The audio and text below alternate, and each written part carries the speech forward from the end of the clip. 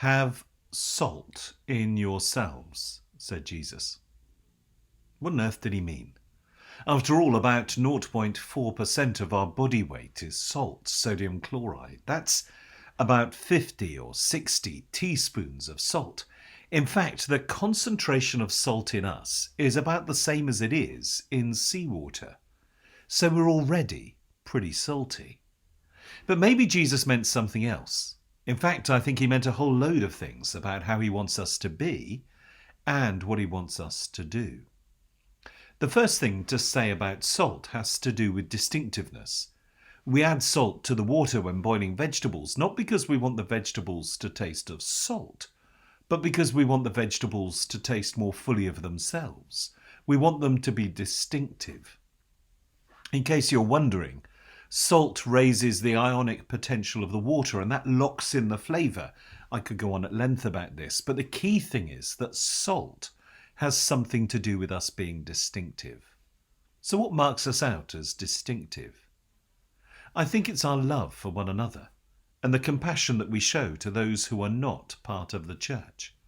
This compassion for others goes right back to the early church. One of the most striking passages in Rodney Stark's book, The Rise of Christianity, is his description of how Christians in ancient Turkey would react when their towns were struck by plague.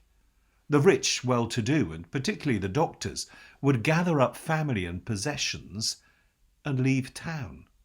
But the Christians, often among the poorest and many of them slaves, would stay and nurse people, including those who were neither Christians nor their own family members, nor in any other way obviously connected to them. Sometimes such people got well again. Not all diseases were necessarily fatal. Sometimes Christians would themselves catch the disease and die from it. But the point was made, graphically and unmistakably. This was a different way to be human. Nobody had ever thought of living like that before. Why were they doing it?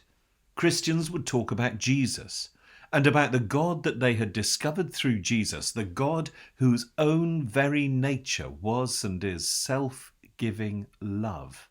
Stark suggests that this kind of behaviour, despite the best efforts of efficient Roman persecutors, was one of the many contributory reasons for the rapid spread of Christianity. Extraordinary compassion shown to those who are neither Christians, nor our own family members, nor in any other way obviously connected to us. Our love for others is the hallmark of a distinctively Christian life. So when Jesus told us to have salt in ourselves, he was calling us to be distinctive. I think he was also calling us to be generous. Elsewhere, when Jesus talks about salt, he says that we are the salt of the earth, which may have nothing to do with food. After all, he didn't say that you are the salt of the food. He said that you are the salt of the earth. And salt of the earth could well be a reference to fertilizer. At the time of Jesus, farmers would dig the mineral-rich earth from riverbeds and spread this as fertilizer. And even during the Second World War, when potassium fertilizers were in short supply, farmers used sodium chloride, table salt, as a fertilizer, especially for things like beetroot. Jesus may have been saying to his disciples, you are the fertilizer of the earth. Now, in this sense, fertilizer does not exist for itself. It exists for the sake of the seeds of the kingdom which God has planted. It's there to help goodness grow. It enables God's alternative reality, God's kingdom reality, to take root in people's lives. Fertilizer improves the environment for the benefit of those living in it. It makes the world a better place. So being the salt of the earth might indeed mean showing compassion, as we've already talked about. It might mean living generously, spending ourselves for the benefit of others. It might mean being generous in our estimation of other people. In Mark chapter 9, the disciples are a bit grumpy because someone, not one of them, was going around carrying out exorcisms. And Jesus said to them, but whoever is not against us is for us. That is, that these people who may do things differently, they're on our side.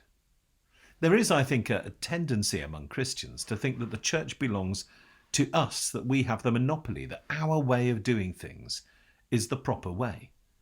And maybe one element of the generosity that we're called to show is about being inclusive and open.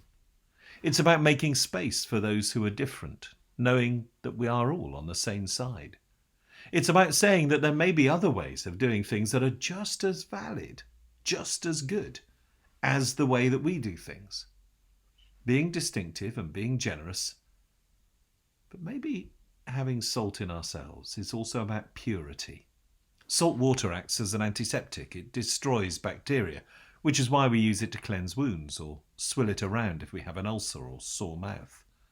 Jesus wants us to be free from the things that work against us and the things which destroy the good in us. He wants us to be free from sin. So he says very graphically, if your hand causes you to sin, then cut it off. If your foot causes you to sin, then cut it off. If your eye causes you to sin, then pluck it out. This doesn't mean that there should be a number of handless, footless, blind Christians.